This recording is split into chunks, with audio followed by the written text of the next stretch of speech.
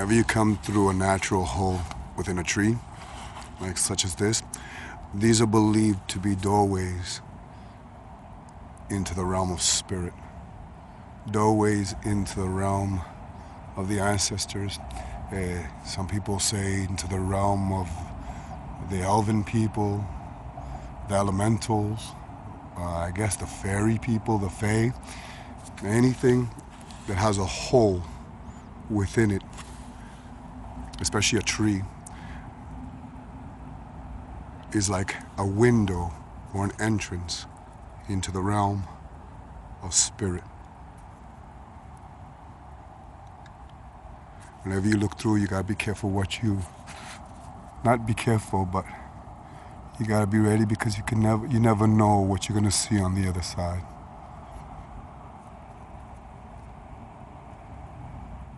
With my bare hands, you can see my hands are pretty, they look dirty. I peeled off the bark of this nice stick that I found. This will make a nice walking staff, probably as a gift to a friend. It was nice and wet, so it was really easy to peel off. I peeled it off completely with my hand. Shave it down, sandpaper it down, cut those ends right there.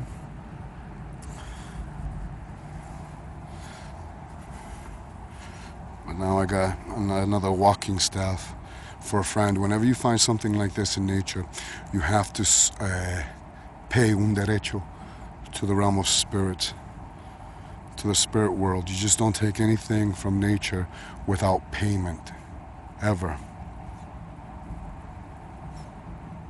Do you see these winding? This would make a nice stick. Actually, right here. Do you see that? That would make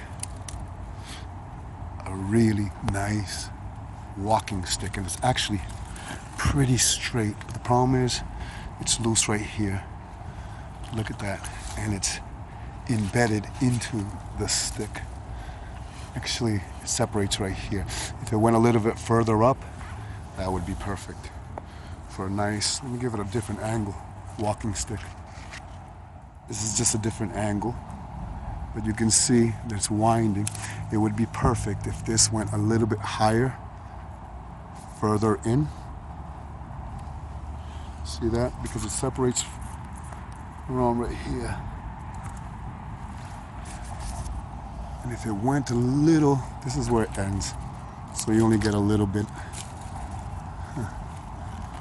And then it curves. Right here I found this. This would make a nice varita right here. See that, how it intertwines? This would make right here a nice vara, a varita.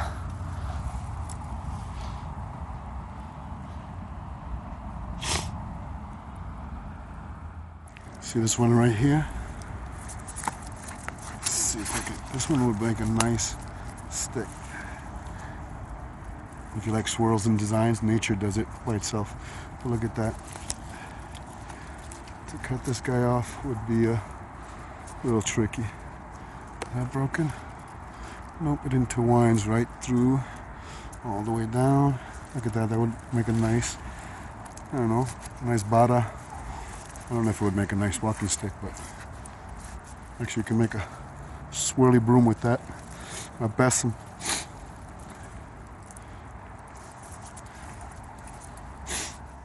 Whenever you are in the woods or in nature, here in Massachusetts, there are a lot of witches and pagans. Massachusetts is well known for its witches and pagans. But if you see here, there's 3 tree stumps that create a triangle. I don't know if you can see that, if I can get it. 3 tree stumps that create a triangle, and within a triangle there's a bunch of stones, and here they do their bonfires. You can see they have some symbols here. Don't know what these symbols represent. If anybody know what they represent, let me know. There are some letters. know what the letters represent, but this is where they have their bonfires. I'm assuming that this wood right here, this old mattress, is to burn. They place the wood in here to burn here in the winter months. And you can see that this stone mound is within a triangle of 3 tree stumps. I can't really get it that good. Sometimes you find very interesting things in Massachusetts. If anybody knows what these symbols mean, they look like Puerto Rican semi. This looks like an eye. And then there's some letters. You can see they built it around a sacred circle. And then the triangle, which is a sacred symbol. There are many pagans in Massachusetts, many witches in Massachusetts, and not just in Massachusetts, all over the world. But sometimes when you're in nature, you find these things. It looks like somebody peeled these and placed them there. Whatever I see like that, I don't touch. I don't know whose it is, know what it's for, and I respect. I just came across them. Probably doing the same thing I'm doing. These look like the size of probably varas, wands. I don't know what they're for. So just leave them alone. Whenever you're in nature, take it a moment upon yourself to sit down and feel the earth cleanse you, purify you, ground you, center you, remove any negative vibrations that you may pick up, or any stagnant vibration that you have from being within the home. Take time to pray or just speak to nature. Introduce yourself when you walk into nature. Let her know your intentions, what you're there for, why you have come. And you can say this in your mind, or you can say this out loud. You can pray any prayer that you want, any poem that you choose. It is all up to you. But take a moment to, just pray or meditate or cleanse, purify, ground, and center. So I'm going to take a moment just to say a poem that I found online, and I hope you enjoy it. And I tweaked it a little bit to the way that I liked it. Yo soy el brujo. I am the boy, because I see the world with the wonder of a child. In each moment, with my wand in hand, I play an old rhythm, always in absolute reverence of the world that surrounds me, always learning, always playing, always in search of my way. I am the man, because I walk Mother Earth with my cane in hand to protect, create, and gather what she alone can give me. I hold life in my arms, help to create, always in search of the ancient ones, the kings of the forests, the ladies of the lakes, and the stags in the distance. I am the old sage. My rod is my cane. My strength is the speed in which I walk, and my wisdom is my word. I transmit my stories to those who wish to listen and learn. I am of God. For as God created life, I give strength, endurance, and wisdom. They will speak of my memory in their tales, and the wise men of the future will invoke me in their sacred circles. I am the power, and I am the force, and everything I undertake is a sacred ritual. Yo soy el brujo, porque así lo desea Dios, y así como está escrito, así será. Whenever you go to nature and you go in and you go out, make sure you bring her derecho, her fee. Do not gather any flower, any stone, not even the smallest flower, without paying the spirits of nature. Always bring coins, copper coins, and offer it to the spirits as thank you.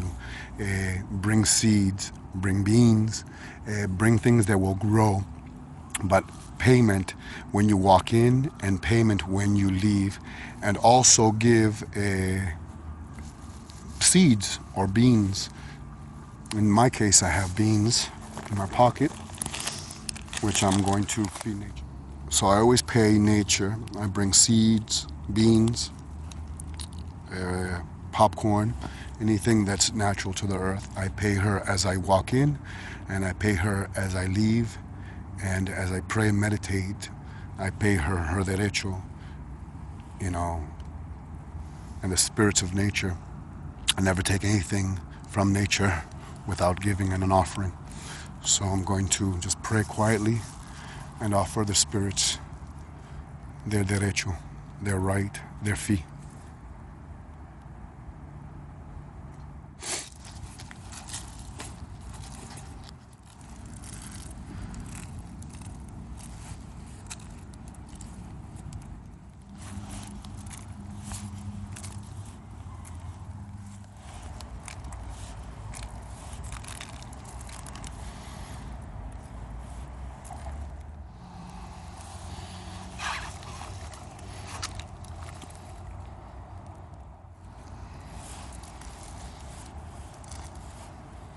Okay, so I just got home from my walk in the forest. I'm gonna get a little comfortable because I would like to talk to you a little bit more before I close this video on safety when you're going into the forest and into the woods. The ones that I go to, I know them like the palm of my hand. They're here in Massachusetts, so here in my hometown, so I know them. But I generally would not walk into, let's say if I was in Virginia or in Maine somewhere, I wouldn't go into the woods or into a forest if I didn't know that area.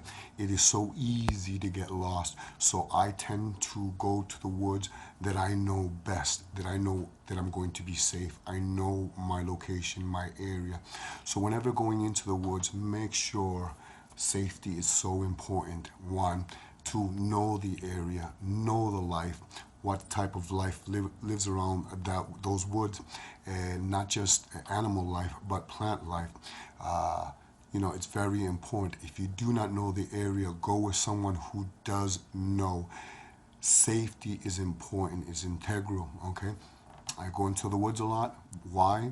Because I do so here in Massachusetts or around my hometown, because I know them very well. I wouldn't venture into a forest or into the woods that I didn't know the area without someone who knew this area, because it's easy to get lured further into the woods, and before you even realize it, you will be lost.